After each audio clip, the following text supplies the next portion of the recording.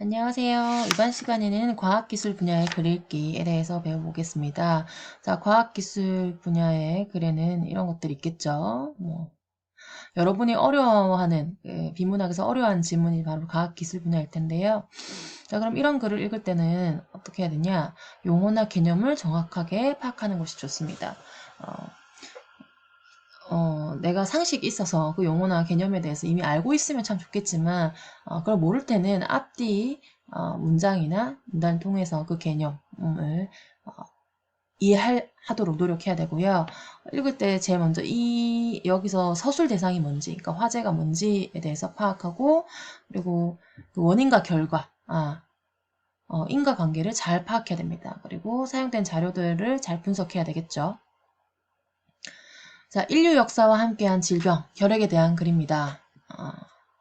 자, 이 글은 설명문입니다. 굉장히 객관적으로 분석돼서 잘 제시되어 있고요. 그리고 시간 순의 흐름에 따라 제시되어 있어요. 그래서 순차적이다, 통시적이다 라는 말, 같은 말이거든요. 좀 기억해 두세요.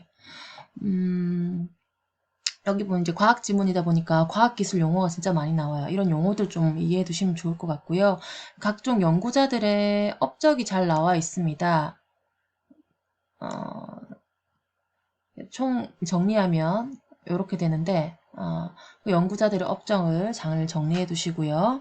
그 다음에 학습활동하고도 연관되어 있는데 지금 여기서 일반적인 과학 실험, 연구 방법에 대해서 방법에 따라서 그 결핵과 관련된 뭐 치료제, 예방법 이런 것들이 개발되는데 그 단계를 좀 기억해 두시면 좋아요. 개발 과정, 그러니까 일반적인 과학 실험 어떤 단계를 거치냐? 처음에는 어떤 사실, 그 경험을 바탕으로 하고요. 여기 1번이고요. 그 사실과 경험을 바탕으로 해서 가설을 세웁니다. 그럼 이 가설을 입증하기 위해서 실험하기도 하고 관찰하기도 하겠죠. 그래서 나온 결과, 이게 4번입니다. 그래서 여기 일반적인 실험 단계가 이렇게 4단계인데 이 4단계에 따라서 백신도 나오고 그다음에 치료제도 나오고요. 이런 것들을 좀 기억을 해두셨으면 좋겠어요. 이 과정에 따라 글을 한번 읽어보겠습니다.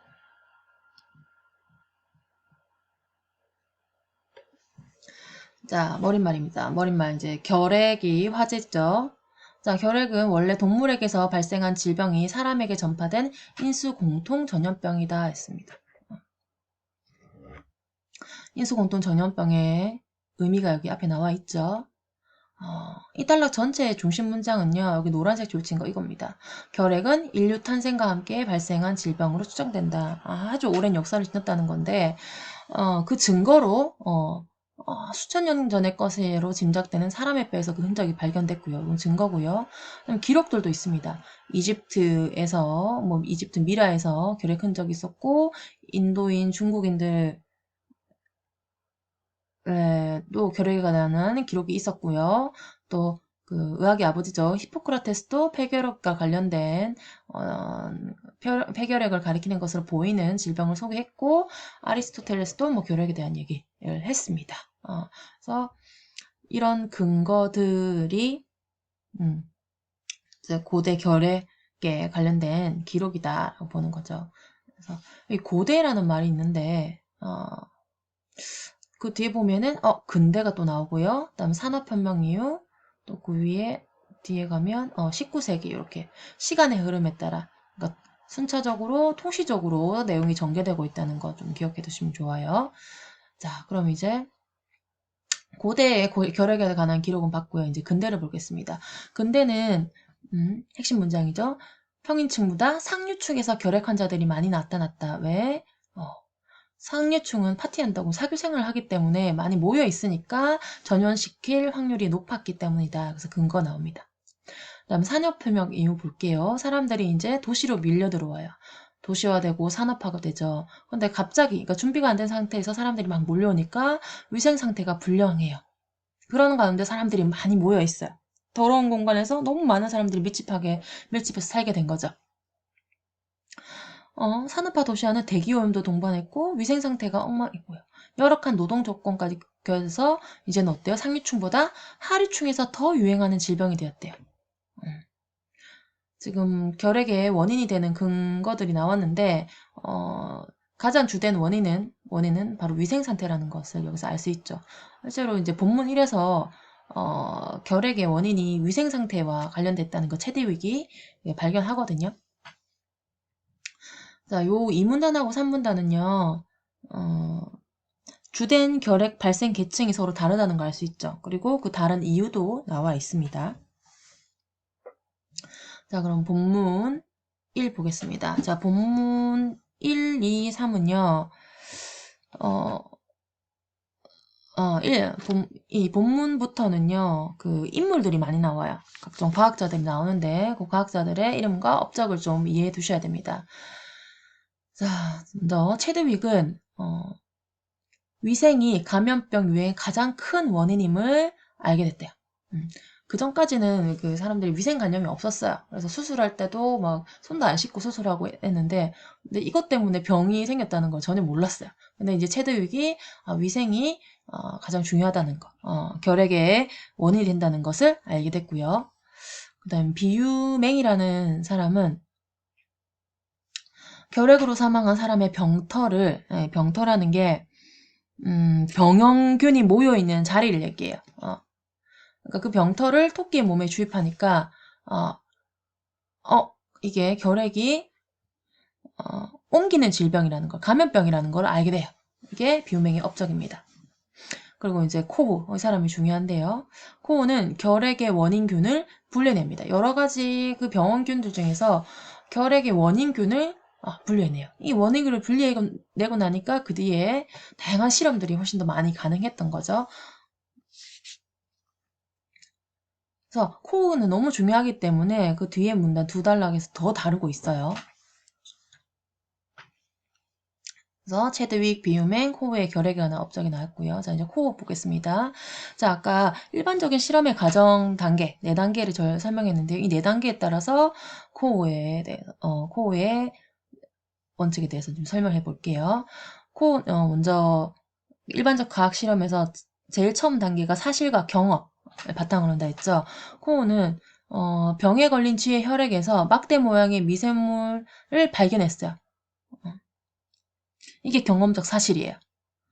그런데 이 작은 생물체, 이 작은 생물체가 탄저의 원인이라고 생각했어요. 이게 하나의 가설인 거죠. 2번. 그래서 감염병을 일으키는 병원균을 순수 배양하는 방법을 정립했고, 배양이라는 건 그 뭐 세균이나 세포를 길러내는 거예요. 이게 이제 실험이고요.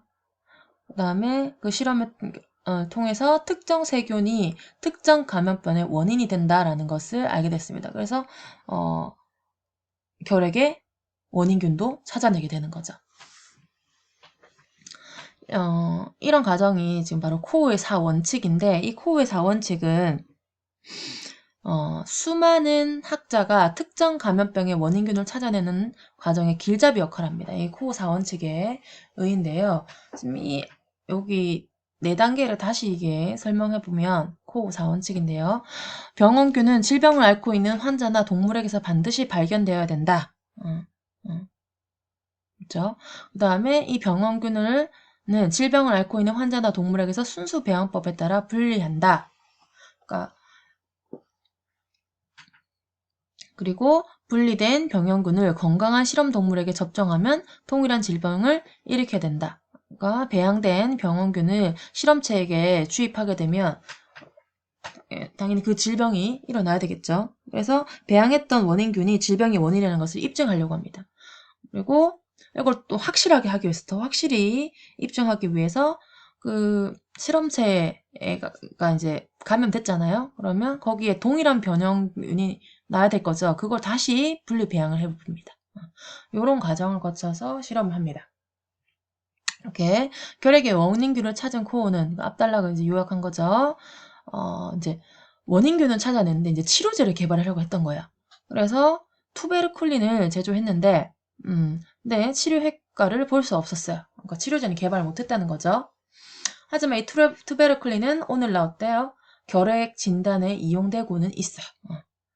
어쨌든 이게 코어는 결핵 치료제 개발에 실패했어요. 그래서 굉장히 한동안 침체에 빠지는 계기가 됐는데 이 실험하면서 사람도 죽고 했거든요.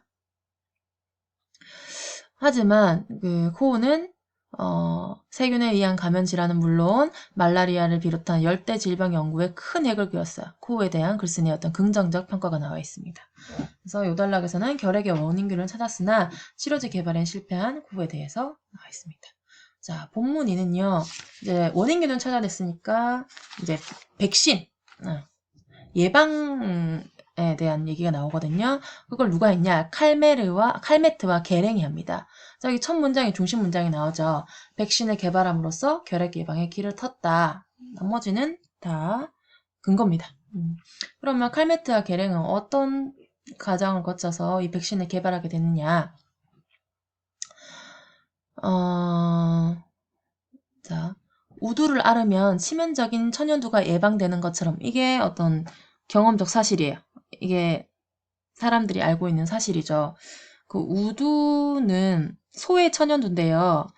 그 암소 저통이나 젖꼭지에서 그 천연두와 비슷한 병이 생기는데 이 병이 소를 치는 사람이나 그 소 젖을 짜는 사람한테 손에 이렇게 생기는 경우가 있는데 이게 별로 증상이 사람한테 옮길 때 정상이 심하진 않거든요. 근데 이 우두 바이러스가 천연두 바이러스랑 비슷해요, 모양이.